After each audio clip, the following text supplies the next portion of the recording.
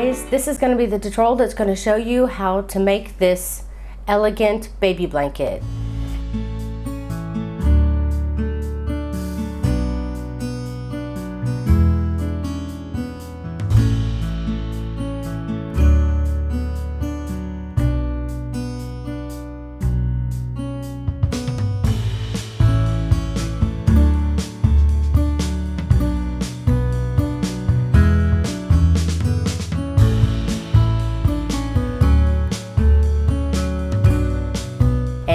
To make this blanket, for this purple one over here, it actually took like, it took 3. This was my 3rd, but this one is 300 meters. So it took me just 3 skeins of yarn to finish this one. 2 and then some of this one. And for this blanket here that has 100 grams, 240 meters. This one took me 3 full skeins, and then I have this much left of my 4th. So I would say to make this blanket, you need 4 skeins of yarn. And this is worst weight yarn, which is 10 ply for Australia and 4 ply for the US. Also, you're gonna need a 5mm hook or a size H hook. And for the beginning chain, just because you want to make it a little looser, I recommend going up 1 hook size, which is a size 6mm or size J, just to make the beginning chain, and then switch over to the 5mm hook. Or you could use your 5mm hook and do the single crochet foundation stitch. It's up to you, but you want your beginning chain to not be tighter than the rest of the blanket. So go ahead and grab those things and we'll get started. Okay, to begin, go ahead and leave yourself a little bit of a tail so that you can work it into your blanket later. Grab your 6mm hook if you're doing the chains. And what you want to do is you want to chain an even number. So you single crochet your very first stitch, which will bring you down to 1 number less, which will make it an odd number. So what I did is I chained 100, and then when I did my first single crochet, it brought me down to 99. If you're doing the single crochet foundation stitch, then do 99 single crochet foundation stitches. But if you're doing the chain like I'm going to show here, go ahead and chain an even number. For the baby blanket size that I did 100, but if you want to make a queen size or something like that, then I don't know the exact number, just do an even number. So for this purposes of this tutorial, I'm going to be using thicker yarn, so you'll see my stitches a little better. And I'm going to do 20, a chain of 20. 2, 4, 6, 8, 10, 13,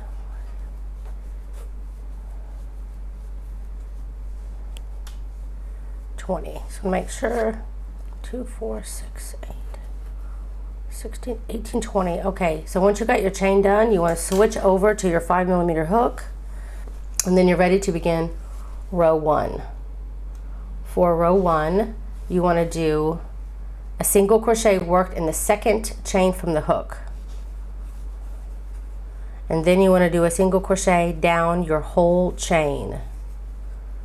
So continue to single crochet down your chain, and I'll see you back here in a moment. Okay, when you make it to the end of your row, you want to do a chain of 3. 1, 2, and 3. And then you want to turn. Then you'll be skipping 1 stitch, and then the next stitch you want to slip stitch. And then you'll repeat the same thing over and over again. You'll chain 3, skip a stitch, and then the next stitch, slip stitch. Chain 3, skip the next stitch, and then the next stitch, slip stitch. Continue to do this all the way down your chain. Your single crochet row. When you get to the end of your row, you should end perfectly with skipping 1 stitch and slip stitching in the last stitch. And that's row 2. So for rows 3 through 6, so for the next 4 rows, you're going to be repeating this next row I'm about to show you. what you do is you chain 3, turn, and then you're going to slip stitch in your chain 3 space.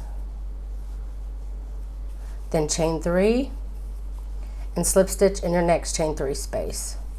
So you're just going to be doing chain 3, slip stitch in your next chain 3 space. And you want to continue to do this all the way to the end of your row. And when you get to the end of your row, just slip stitch in the very last chain 3 space, then you'll chain 3 and then turn. And then you'll be doing the same thing. Make sure that you do your last chain 3 slip stitch into this little chain 3 space on the end. Make sure you don't miss it.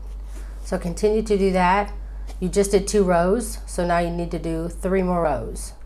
Okay, I just got done with my last row, and you know that you're done when you can count the spaces and count 5 spaces diagonally.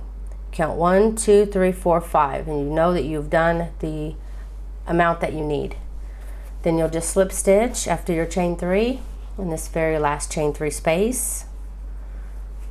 And then for row 7, you want to chain 3 and turn. Now we're going to be starting our cluster stitch, and the cluster stitch will be worked all in one chain 3 space. So you want to start off by yarning over, pulling up a loop, pulling through only 2 loops. Repeat that 2 more times. Pulling through only 2 loops, yarning over, going to the space for the 3rd time, yarn over, pull through only 2 loops. Now you have 3 incomplete double crochets, and you have 4 loops on your hook.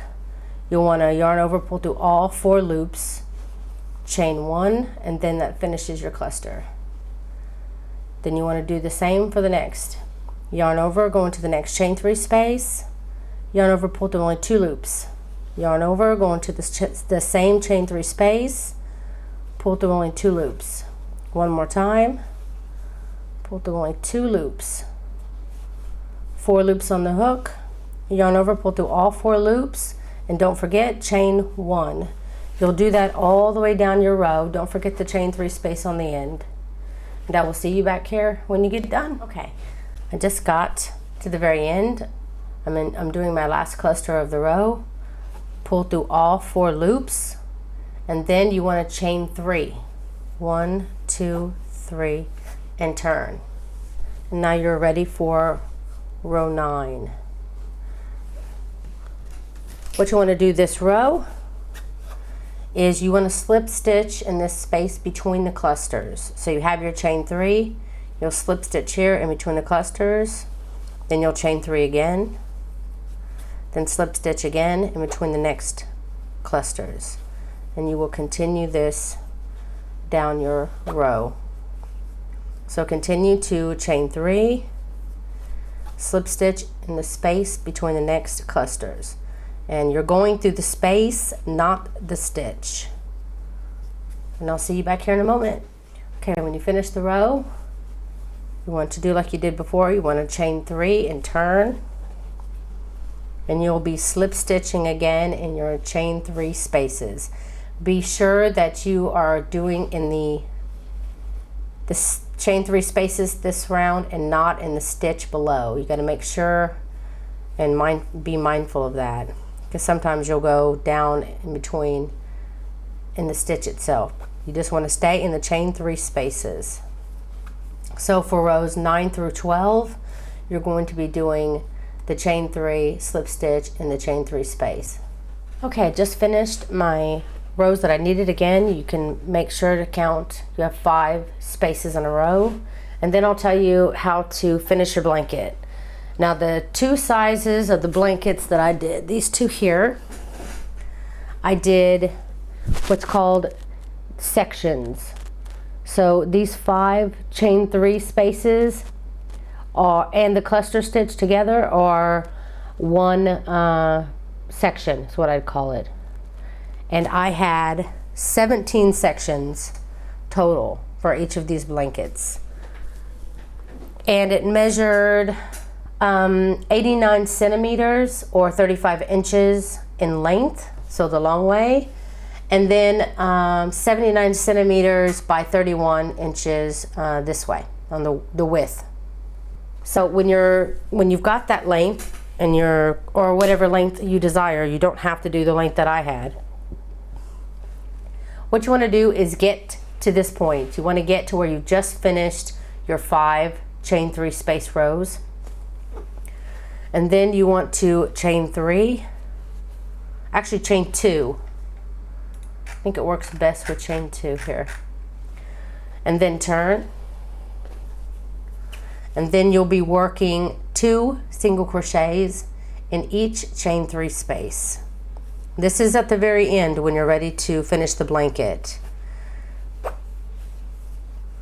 You just put 2 single crochets in each chain 3 space.